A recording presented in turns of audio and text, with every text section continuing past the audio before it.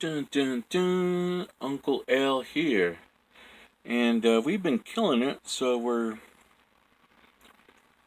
tying up some new jigs. So, Uncle Al jigs. And what we did is Arkansas Fly Tire, I believe his name is. He came up with the Charmer. So, I guess this is the Uncle Al Charmer. So, what I do is, same thread I'm tying,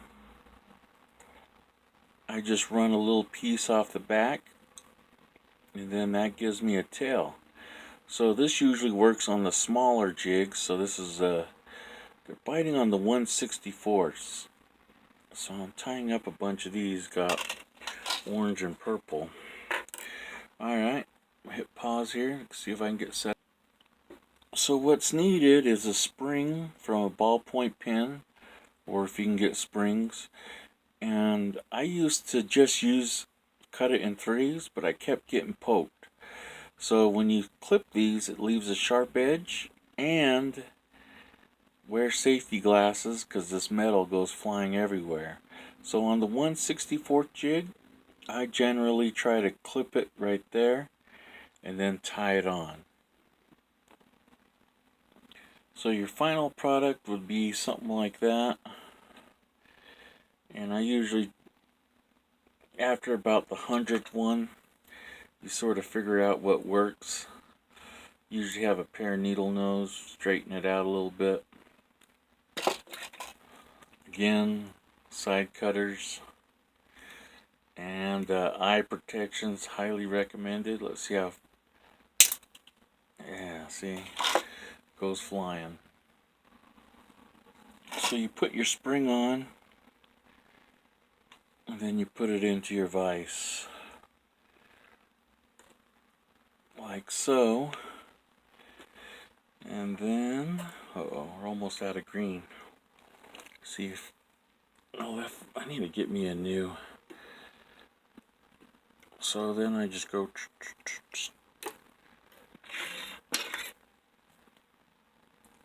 clip off the excess, bring this way, then I try to, so essentially you want the spring to be out of the hook area, and then you just wrap it around, slowly go back and forth. So essentially the spring ends up on the bottom. This one's going to be a crappy one due to the position of the camera. And usually you can lay this down, but then if you want something else like to put on a little tail, you could bend this forward and clip this, and then that would be your hook keeper. But in this case, we'll chop it off. Maybe need new side cutters. Yeah.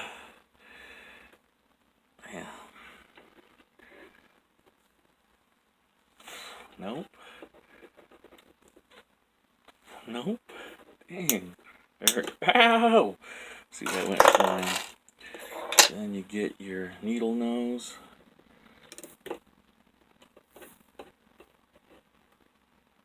Bend this down.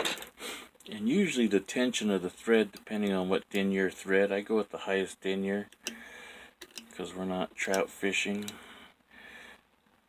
And I just flatten that down. So, or I build it up around that point, because that point will jab you.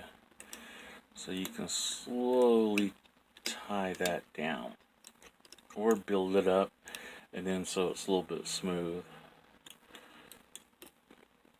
I don't know, going through the testing of these, I don't know how many times I've been poked, but the beginning of the springs are rounded off, and so you can't get poked.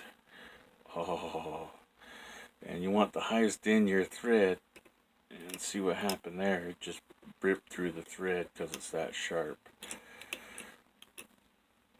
So you can leave it like that with the tails, but what I like doing is tying a knot.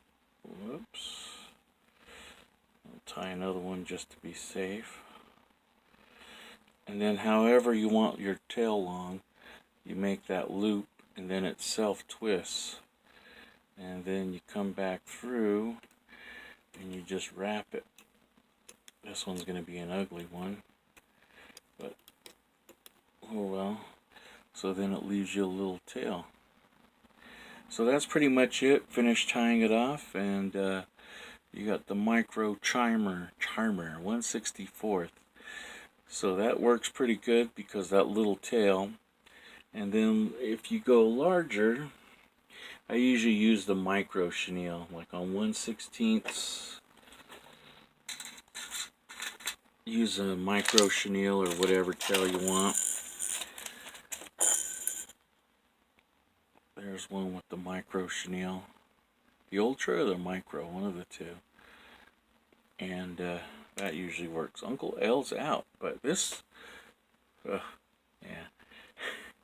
So this has been killing it, mostly on my cane pole. Just been dominating on my little crappie niblets. Uncle L's out.